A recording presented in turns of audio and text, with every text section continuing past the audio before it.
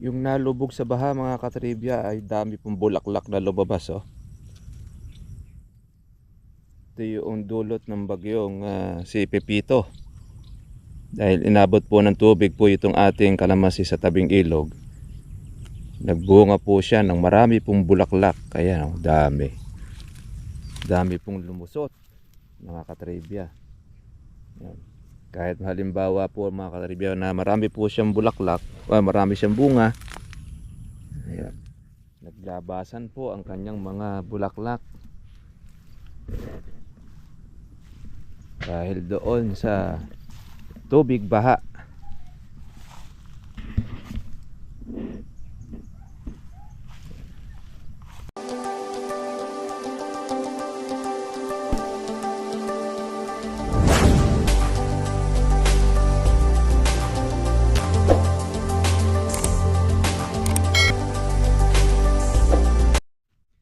Good morning po sa inyo mga katribya at welcome po sa aking YouTube channel. Maraming salamat po sa ating pong mga bagong subscriber, pati na rin po sa ating mga dati na.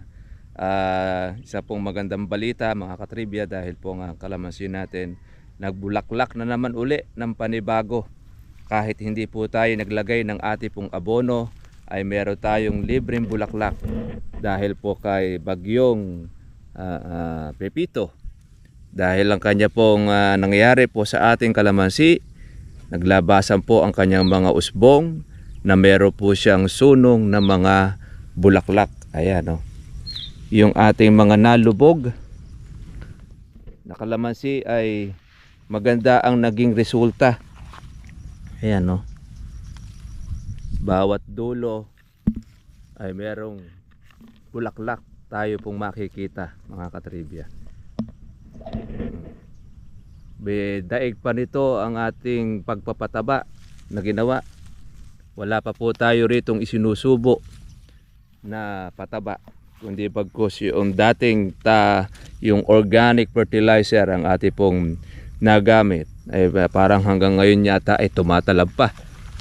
Isipin mo nung malubog po sa baha, sa halip po na siya po ay mag-inda, abe bulaklak mga katribya po yung lumabas. Kadami po nito. Kaya nakakatuwa naman na nandito pa po yung kanya pong bunga. Hindi rin po siya mapigilan sa kanyang paglabas ng bulaklak. Napakatindi po ng kapit ng kalamansi.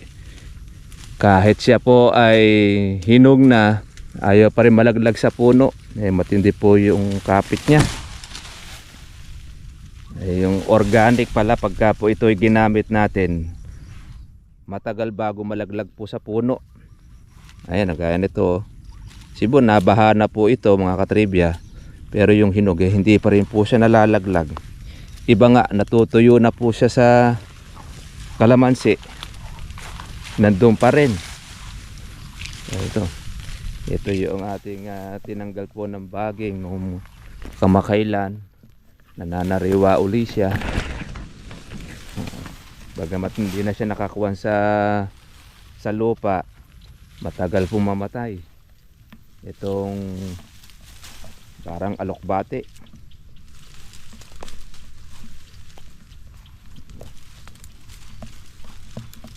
Kaya po yung bagyo,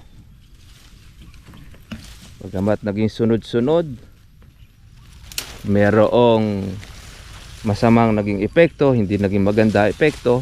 Pero meron naman naging mabuti ang epekto niya. Gaya na lang po doon sa ating kalamansi na marami pong mga bulaklak ang naglabasan. Yan. At marami na rin pong mga usbong. Ayan o. Gaganda naman po mga katribya po ng ating pong bulaklak. Bukang-bukas siya o. Wala pa po tayo mga katribya pong spray na ginagamit po dito. Yan, di pa po tayo nag-uumpisa po ng ating pong pag-aalaga sa kalamansi. Ay meron na po siyang bonus na bulaklak. Hindi tayo naglagay ng ating abono. Pero daig pa na merong abono ang kalamansi natin doon sa dulot ng ating bagyo. Kamo kasi yung ating abono ay slow releasing. Ay siguro nung nababad sa tubig, yung kanyang puno, oh, ang dami po niyang bulaklak. Yung lahat lang naman mga katibya po yung mga inabutan ng tubig ang namulaklak po ng maayos na maganda. Pero yung hindi po mga inabot, mga katribya, ay meron rin siya mga bulaklak, kaya lang pailan-ilan, hindi kagaya po talaga ng meron talagang tubig baha. Yan po ang naging resulta doon po sa ating kalamansi. Ayan, kadami po nito. Kaya pabor naman po ito sa atin. Meron tayong bonus. Hindi pa po tayo nakakapag papitas. Meron na tayo uli pong pansunod.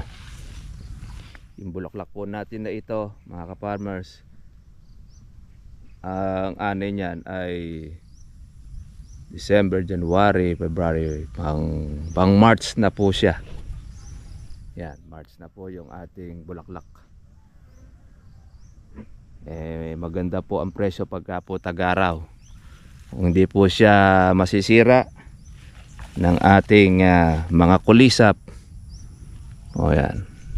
Kailangan pala ito, ma-spray na po natin. Sayang naman itong mga bulaklak. Dahil ang dami po niya na lumabas.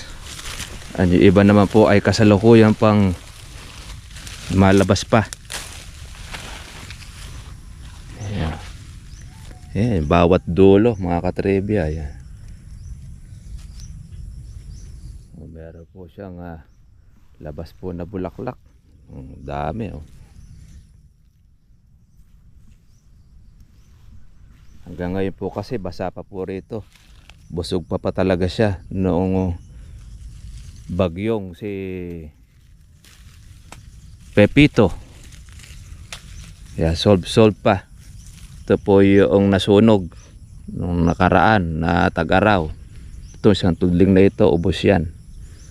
Ito naman po yung natira, yung nabuhay, tsaka ere. Pero doon sa kabila ay talagang ubos yung ating kalamansi. Tanggal natin to ating baging. Nag-spray tayo rito. Yan lang, yung iba nabuhay ko mo kasi nabalutan po siya ng banlik. Hindi po siya napuruhan ng ating herbicide. Ayan, nadami pong bulaklak Ayan mo siya inabot po nung ating tubig baha Ang dami po niyang lumabas na bonus.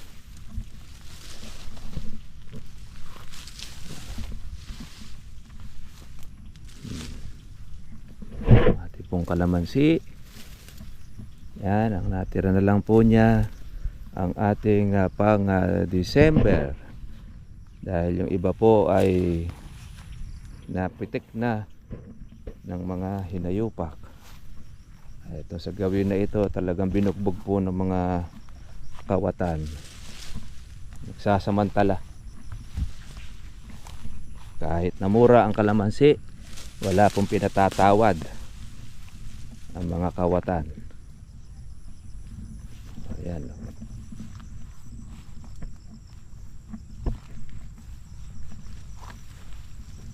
Ito, pang December na natin ito. Yan, December ito. Yung mga gaholen, pang December na. Meron naman po tayo pang mapupulot o mapipitas na mga bunga. Wala. At ikukulam muna natin. Kausapin pa natin po yung nagkakalamansi juice dito sa aming pong lugar para po nun ay makarekta po tayo at hindi na po tayo gagamit po ng mga ahente kulitingting ang tawag. Mas maganda pa ang kikitain kumpara doon sa nag-aalaga. Isipin ninyo matagal lang ating pag-aalagang ginagawa. Talaga marami rin pong tinitiis ang ating mga farmers Isipin mo kahihintay po ng ating presyo ay talagang tinitiis sa mga farmers na dumilaw na ang bunga, hindi siya mapitas. Kaya tapos ang makikinabang yung ating kawatan. Sabagay ang kawatan hindi naman niya bulto na mapipitas. Maghihirap muna siya mamili po ng berde. Kasi kaya nga namang puro berde yan ay maswerte ang kawatan. Ayan, pag-aalis lang po natin ng baging nakatrebya, trabaho po yan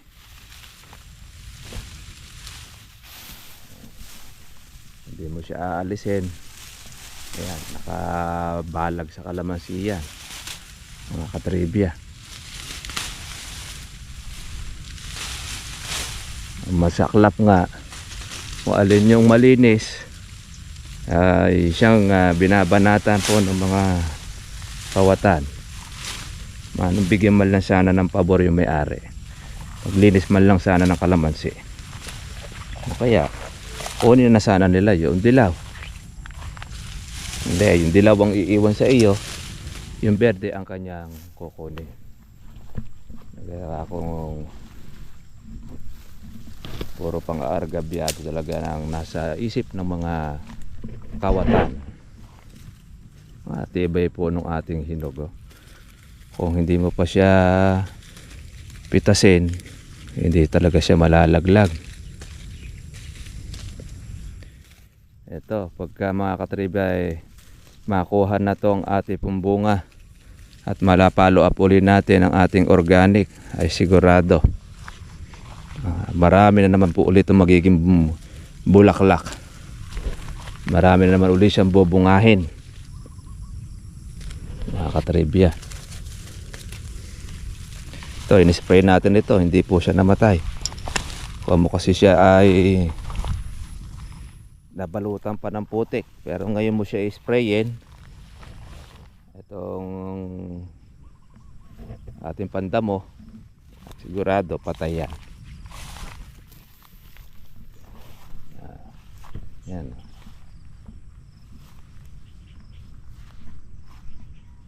Tingnan niyo po itong ating kabila, kapitbahay po natin. Kung ito po ay synthetic ang kanyang laging ginagamit, nalubog din siya, pero wala pong ganong mga bulaklak na lumabas. Yan. Dari po siyang ganong bunga dahil naagad din po pitasin. Dapat ito maraming bulaklak ang lalabas ito kung kasi siya ay nalubog sa tubig.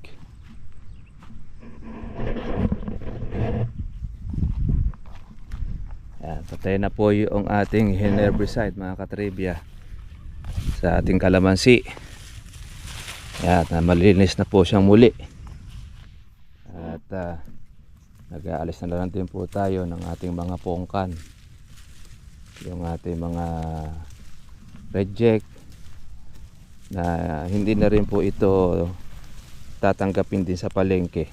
Kaya ito, ginagawa namin dito ay pataba po sa puno ng kalamansi.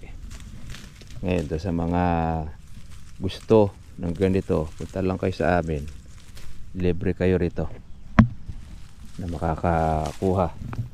Gusto ninyo, mapitas ninyo sa inyo. Yan. Yan ang tinira po sa atin noong kawatan.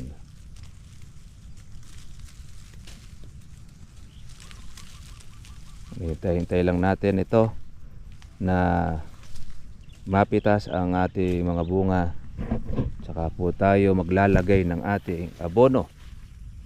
Kumbaga sa kalamansi natin, nakakondisyon na po itong ating bunga, itong ating puno. May ilang araw na, ilang linggo na rin po na hindi umuulan mula po noong bagyong si Pepito.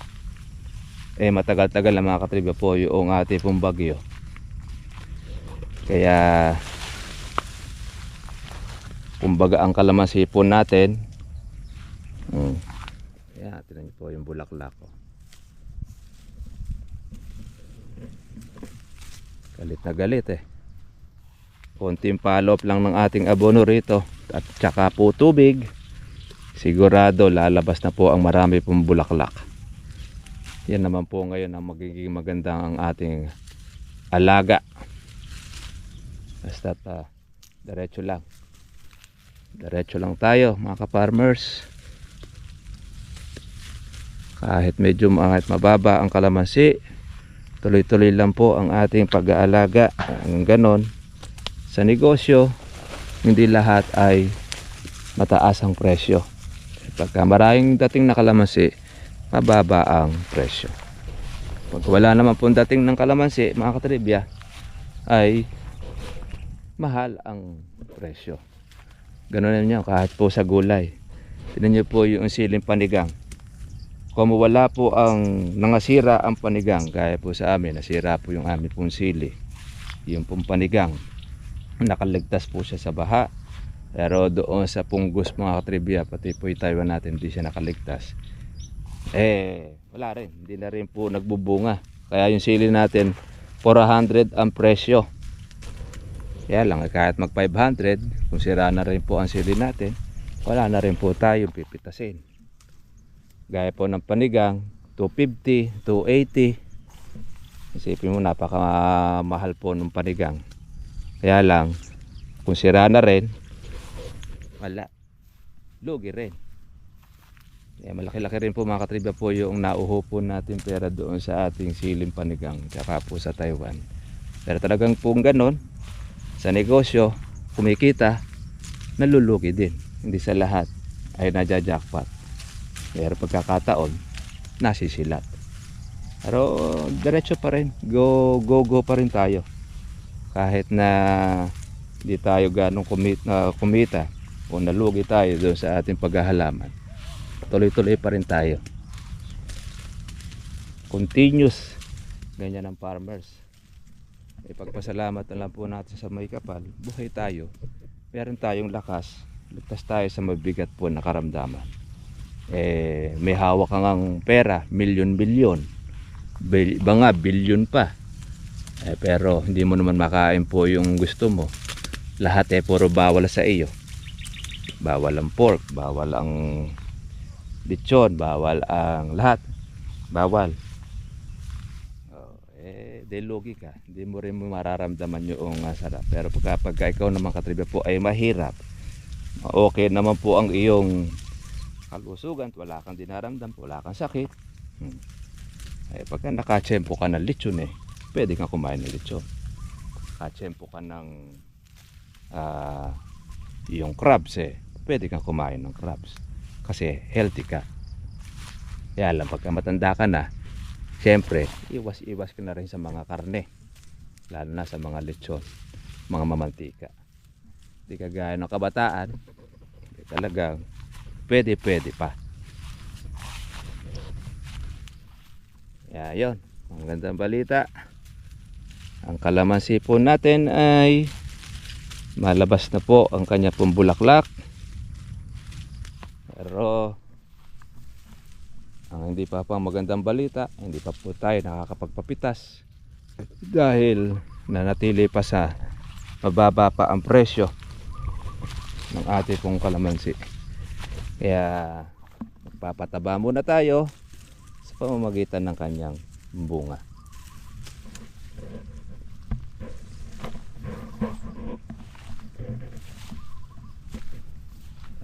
Check lang tayo. Ito, pasok na pasok ito mga katribya sa pigaan. Ito pong ating kalamansi dahil unang-una makatas, masabaw, ika nga, tsaka malalaki. Yan ang gustong gusto ng pigaan, yung ganyang makakatas. Kaya nga po pag pinapitas natin, makukuha na po itong ating pang December. Ang tanging maiiwan na lang dito talaga yung mga gaholin. Dahil pambungan itong kalamansi natin na ito. Kaya po yung kawatan tumutulo laway dahil marami siyang napipitik, marami siyang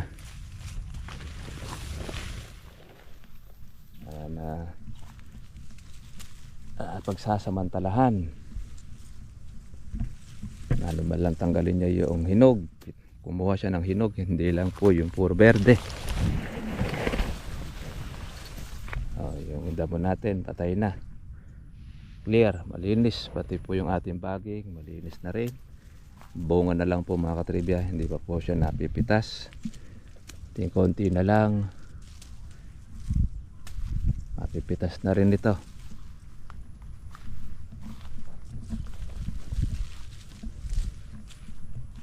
Makukuha na po halos lahat ng ating bunga.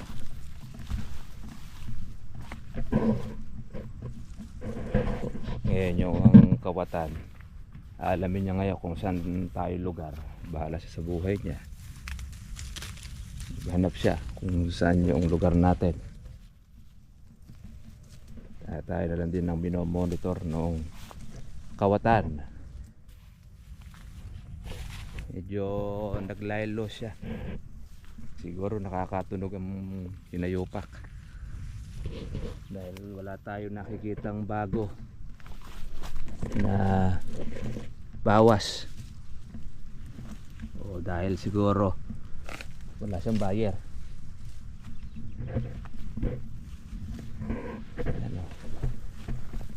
Ang ikinahahanga natin doon sa ating organic mga katribya, hindi nagbago po yung ating dahon, permis po siya na berde, saka malalapad ang dahon ng ating kalamansi.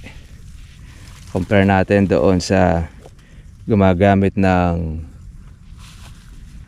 synthetic, maliliit ang dahon, maliliit ang bunga. Pero sa atin naman, malalaki ang dahon, malalaki rin po ang bunga. Saka hindi siya nawawalan po ng bunga. Yun ang aking kuwan sa pataba natin, observation. At nakikita naman ninyo sa video na kahit po yung ating bulaklak malalaki, maganda po ang bukadkad. Yan. Meron kasi bang mga bulaklak, pag mahina katawan ng kalamansi, hindi na po siya makabuka, hindi na rin po siya makalaki. Ito, kayang-kaya niya pang dalin kahit marami po ang bunga. Tingnan po ito, tuyo na sa puno pero nakakapit pa rin. Gaano katindi yung kapit niya sa ating kalamansi. Itong ganito, ito masarap po ito, yung ganitong orange, medyo matamis-tamis na siya. Ito kinakain po natin kumisan, yung pati po yung balat. Kasi pag natatabad na tayong lagi na alisin, kasi may organic naman ito, hindi naman tayo nag-spray, okay lang.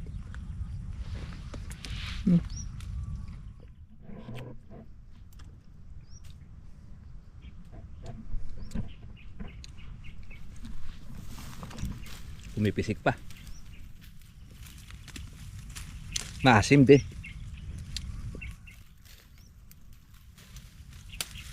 Yape, lalaki ng ating bunga.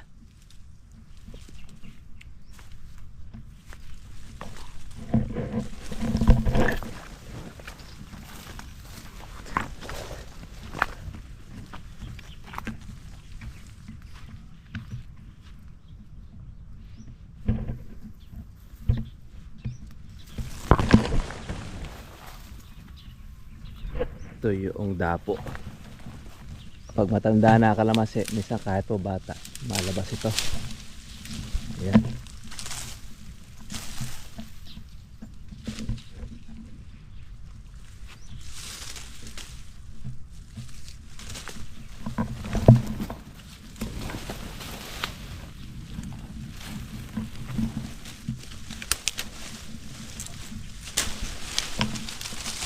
Matanda na kasi itong kalamansi natin na yan. 10 taon na.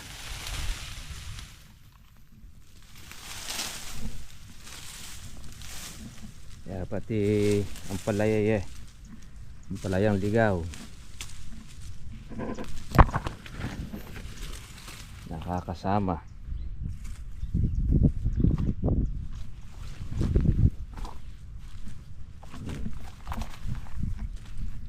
Wow.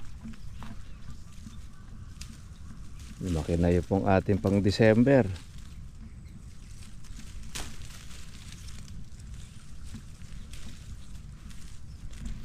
Tumaas taas sana gumalaw na ang presyo ng kalamansi. Tagal-tagal din po yung kanya pagkababa.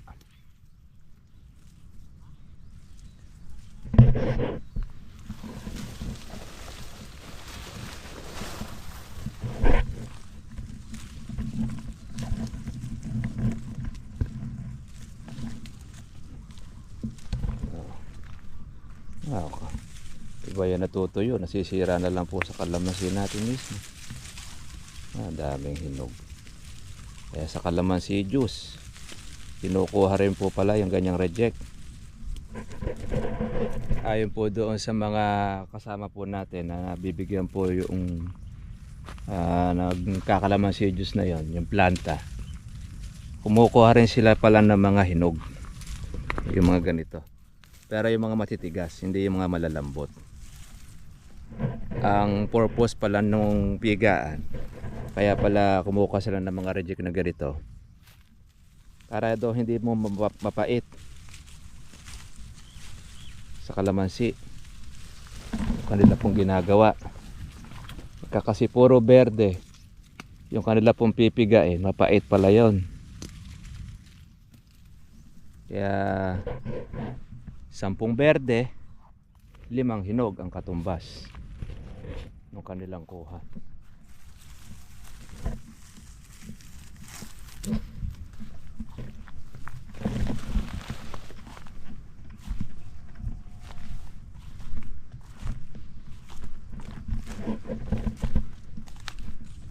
Yung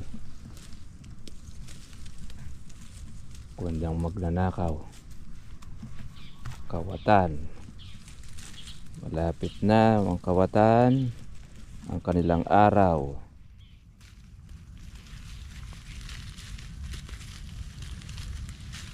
Ipitas na po natin para tayo ay merong pataba. Kapalit naman na rito yung marami pong bulaklak. Ayan, no. Dahil bulaklak po ng ating kalamansi. Kaya sacrifice na lang po natin itong bunga niya ngayon para sa kanya rin, para meron siyang parte. Kaya itong ating kalamansi ay puno na siya ng organic, dahil pataba niya organic. Yan, nag-i-spray rin tayo ng organic din. Hindi pa lang tayo nakakapag-invento yung organic insecticide, pero yan na rin daw po ang pinag-aaralan ngayon ni Sir Marvin, kung paano yung organic insecticide. Meron sana dun sa Porac, Pampanga, ay organic yung kanyang ginagamit. Alang ay di pa natin alam po yung timplada niya. Ito na mga ito, oh. Tuyo na, ayaw pa rin malis sa pinakatampok.